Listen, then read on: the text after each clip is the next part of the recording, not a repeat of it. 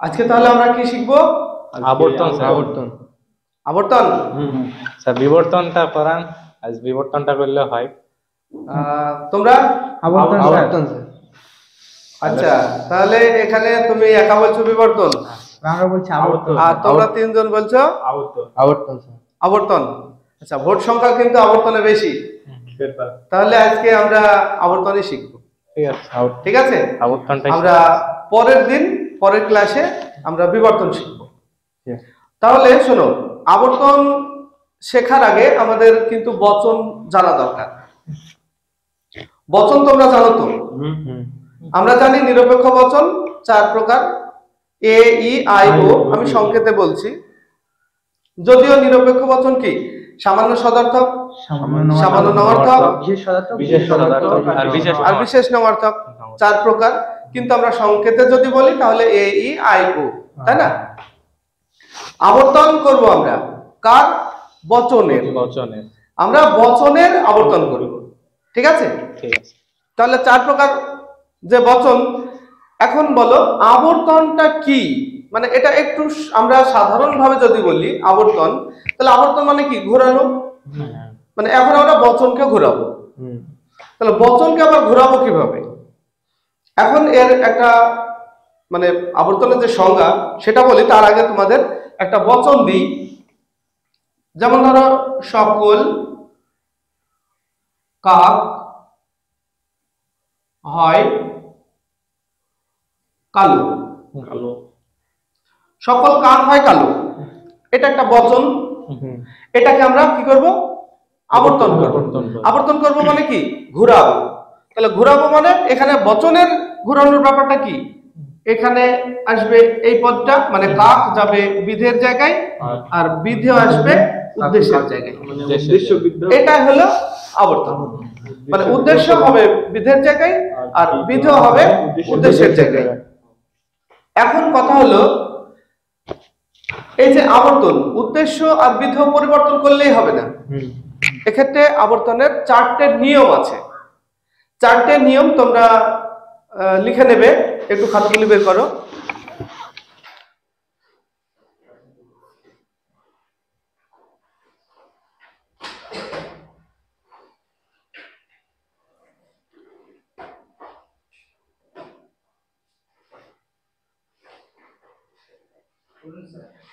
আচ্ছা, আবর্তনের 1 নম্বর নিয়ম লেখো।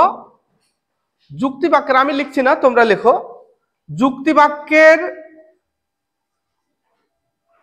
যুক্তিবাক্যের আমি একটা লিখে দিচ্ছি তবুও। যুক্তিবাক্যের উদ্দেশ্য পদ হবে, যুক্তিবাক্যের উদ্দেশ্য পদ হবে সিদ্ধান্তের বিধেয়। যুক্তিবাক্যের উদ্দেশ্য পদ হবে সিদ্ধান্তের বিধেয়। এটা একটা নিয়ম। পরের নিয়ম হলো, আমি মুখে বলছি তোমরা লিখে নেবে। পরের নিয়ম হলো 2 নম্বর, যুক্তিবাক্যের বিধেয় পদ হবে সিদ্ধান্তের উদ্দেশ্য পদ। যুক্তিবাক্যের বিধেয় পদ হবে সিদ্ধান্তের উদ্দেশ্য পদ। 3 নম্বর নিয়ম, সিদ্ধান্তের যুক্তিবাক্যের বিধেয় পদ হবে সিদ্ধান্তের উদ্দেশ্য পদ।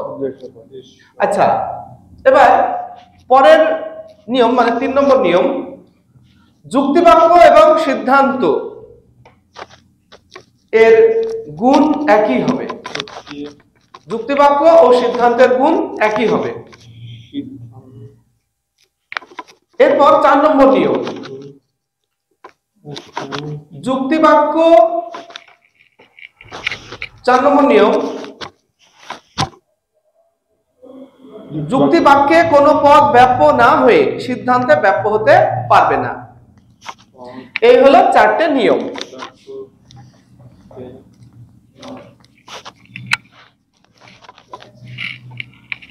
এবার এখানে কিন্তু সংজ্ঞা তোমরা যদি লেখো তাহলে লিখতে হবে, ন্যায়সঙ্গতভাবে যুক্তিবাক্যের উদ্দেশ্য এবং বিধেয় পরিবর্তন করা হলো আবর্তন। মানে আমরা যদি সংজ্ঞা হিসাবে বলতে চাই, মানে শর্টে, আর তাছাড়া বইয়ের ভাষায় দেখবে আলাদাভাবেও দেওয়া আছে, বলবে যে ন্যায়সঙ্গতভাবে যুক্তি বাক্যের উদ্দেশ্য ও বিধেয়কে পরিবর্তন করাই হলো আবর্তন। তো ন্যায়সঙ্গত মানে কি? আবর্তনের নিয়মগুলি মেনে। তাহলে চারটে নিয়ম বলা হলো, এই চারটে নিয়ম মেনে যদি আমরা আবর্তন করি তাহলে এ বচনের আবর্তন কি হবে, ই বচনের আবর্তন কি হবে, আমরা সবগুলি দেখাবো। তার আগে আরেকটা কথা বলার আছে, আমরা যখন আবর্তন করব তখন প্রথমে যে বাক্যটি থাকবে এটাকে বলা হবে আবর্তনীয়। আবর্তনীয়, ঠিক আছে? এরপর আমাদের যে সিদ্ধান্ত হবে সেটার ব্র্যাকেটে লিখতে হবে আবর্তিত, ঠিক আছে? হ্যাঁ, আবর্তিত। পরের যেটা সিদ্ধান্ত হবে, মানে প্রথমে যে বাক্যটা পাবো আমরা সেটা হলো যুক্তি বাক্য, আর পরে যেটা পাবো সেটা হলো সিদ্ধান্ত, ঠিক আছে? যুক্তি বাক্য আর সিদ্ধান্ত। তাহলে বলো আবর্তন কি? অমাধ্যম অনুমান। একটা যুক্তি বাক্য থেকে একটাই সিদ্ধান্ত পাওয়া যায় বা টানা যায়, সেক্ষেত্রে হয় অমাধ্যম অনুমান। এবার তাহলে আমরা এই যে চারটে নিয়ম বললাম, চারটে নিয়মের ভিত্তিতে কোন যুক্তি বাক্যের কি আবর্তন হবে সেটা দেখবো। একবার লিখে দিতে পারো এটা। এ বচন যদি হয় তাহলে আবর্তন হবে আই বচন, আর যদি ই বচন হয় তাহলে আবর্তন হবে ই বচন, আর যদি আই থাকে তাহলে আবর্তন আই, আর যদি ও থাকে তাহলে আবর্তন হয় না। ও থাকলে আবর্তন হয় না, ঠিক আছে? তাহলে আমরা জানলাম যে কোন বচনের আবর্তন কি হয়, ঠিক আছে? তবে এখানে এ বচনের আবর্তন আই হয়, কেন হয়, তারপরে ই বচনের আবর্তন ই হয়, কেন ই হয়, এই বিষয়গুলি নিয়ে কিন্তু আমরা আরেকটা ক্লাসে তোমাদেরকে বুঝিয়ে দেব, ঠিক আছে? একদিনে সবটা বোঝানো যাবে না, তবে একটা আবর্তনের উদাহরণ দিয়ে তোমাদেরকে বুঝিয়ে দিচ্ছি যে এ বচন থাকলে আই বচন আমরা আবর্তনটা করব কিভাবে, এটা বুঝিয়ে দিচ্ছি। কিন্তু এখানে মানে খুব ভালো স্টুডেন্ট যারা বুঝতে চায় তাদের জন্য এই বিষয়টা জানা দরকার। আমি এটা পরের ক্লাসে তোমাদেরকে জানাবো যে এ বচন আবর্তন কেন আয় হবে। এ বচন আবর্তন তো ই হতেও পারতো বা ও হতে পারতো, অন্য কিছু হতে পারতো, কিন্তু এ বচনে আবর্তন কেন আয় হয় বা ই বচনে আবর্তন কেন ই হয়, এই বিষয়গুলি নিয়ে আমরা পরের ক্লাসে আলোচনা করব, ঠিক আছে? আজকে দেখিয়ে দিই তোমাদের একটা বাক্য দিয়ে তোমাদের কিভাবে পরীক্ষায় আসে সেই বিষয়টা নিয়ে একটু আলোচনা করব। দেখো, পরীক্ষায় আসে বাক্য দেওয়া থাকবে। পরীক্ষায় ধরো দেওয়া থাকলো সব শিশু সরল, সব শিশু সরল, এরকম বাক্য দেওয়া থাকবে। এই বাক্যের কিন্তু তোমার বচন তৈরি করতে হবে আগে দিয়ে। এখানে কি বলা হবে? এই বাক্যটির আবর্তন করো, তাই বলা হবে। বা প্রশ্নে এমনও থাকতে পারে যে এই বাক্যটিকে তর্কবিদ্যা সম্মত বচনে রূপান্তরিত করে আবর্তন করো, ঠিক আছে? সেভাবেও কিন্তু প্রশ্ন থাকতে পারে। তো এখানে আমরা কি করব? আমরা প্রথমে এই বাক্যটার বচন করব। আমরা তো বচন আগে শিখিয়েছিলাম, বলো দেখি এটা কি বচন হবে? কি হবে? এ বচন হবে। তাহলে আমরা এ বচন লিখব। প্রথমে কি বলো?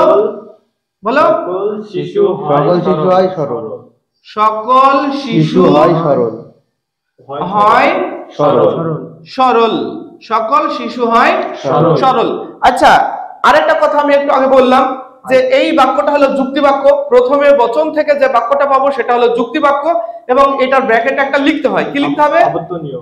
বলো আবর্তনীয়। আবর্তনীয়। তোমরা ব্র্যাকেটে এখানে লিখে নাও আবর্তনীয়। আবর্তনীয় পাশে লিখবে। আচ্ছা, এবার আমরা ছকে দেখালাম এ বচন যদি থাকে তাহলে কি হবে? আই হবে। তাহলে আই দেওয়ার আগে কিন্তু আমরা সিদ্ধান্ত টানার আগে অতএব চিহ্ন দিতে হবে। অতএব দিয়ে নেবে। তারপরে আই বচনে কি হয়? প্রথমে বলো কোন শিশু হয় সরল। কোন শিশু হয় সরল। কোন শিশু হয় সরল। হয় সরল। আমি একটু আগে বললাম ব্র্যাকেটে লেখা থাকে একটা, এখানে ব্র্যাকেটে কি লিখবো আমরা? আবর্তিত। আবর্তিত। আবর্তিত, ঠিক আছে? এই আবর্তন হয়ে গেল। ঠিক একই রকম ভাবে আমরা ই বচনের আবর্তন, যদি বাক্য ই বচন পাই, মানে একটা বাক্য থাকলো সেটার বচন করবো আমরা ই বচন, তাহলে তার আবর্তন করলে কি হবে? ই হবে। মানে এইভাবে আমরা কিন্তু পরপর যে বাক্যগুলি আছে মানে বচনগুলি আছে ই আই ও, যদি ও আসে তাহলে আমরা কি করব? হবে না। বলবো যে ও বচনের আবর্তন সম্ভব নয়।